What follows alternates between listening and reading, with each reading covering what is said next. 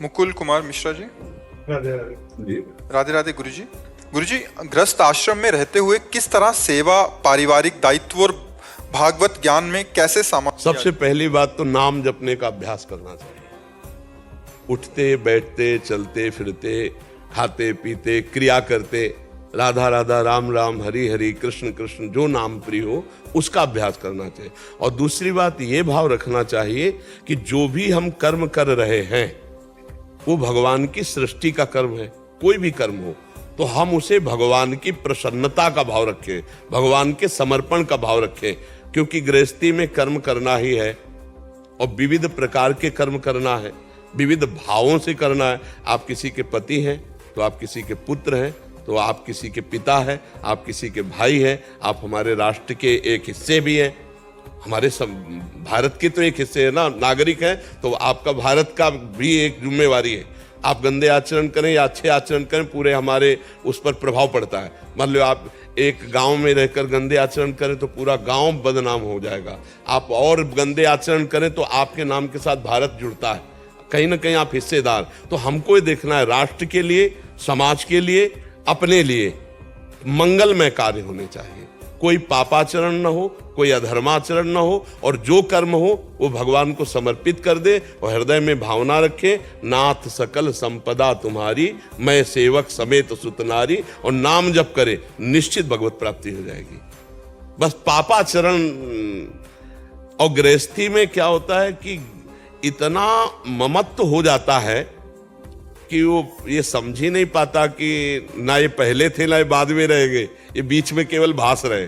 मान लो पत्नी है, पुत्र है, ये देह है, देह के और संबंधी है, तो ये ज्ञान ही नहीं रह पाता गृहस्थी में कि ये देह ना पहले था ना बाद में रहेगा, बीच में भास रहा है।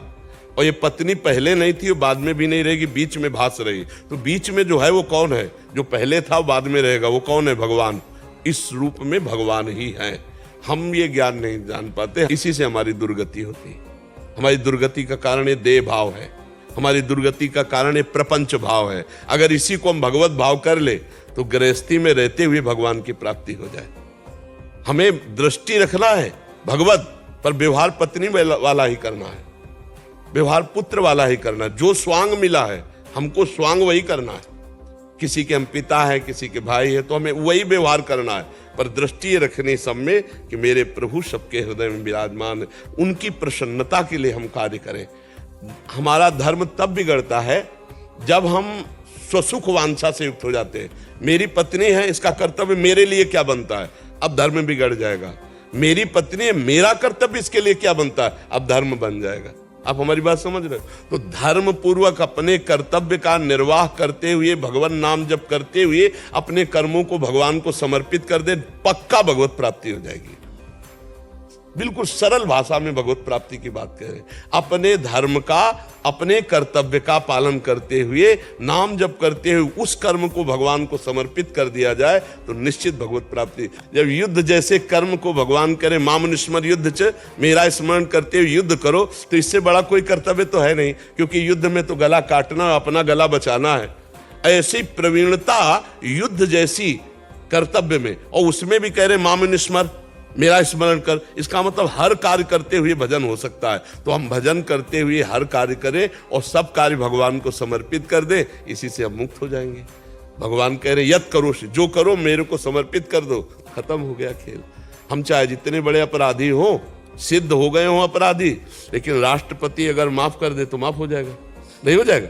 वकालत पक्की और जज ने निर्णय कर दिया, अब कोई बचाने वाला नहीं। लेकिन एक उपाय है, राष्ट्रपति से क्षमा प्रार्थना करो, अगर वो क्षमा कर दे तो खत्म। तो ऐसे ही सबके सब अपराध हैं, लेकिन भगवान क्षमा कर देते। अहम तो हम सर्व पापेभ्यो मोक्षयिष्यामि मां, वो अखिल कोटि ब्रह्मांड नायक श्री कृष्ण यदि क्षमा कर दे तो क्षमा हो गया।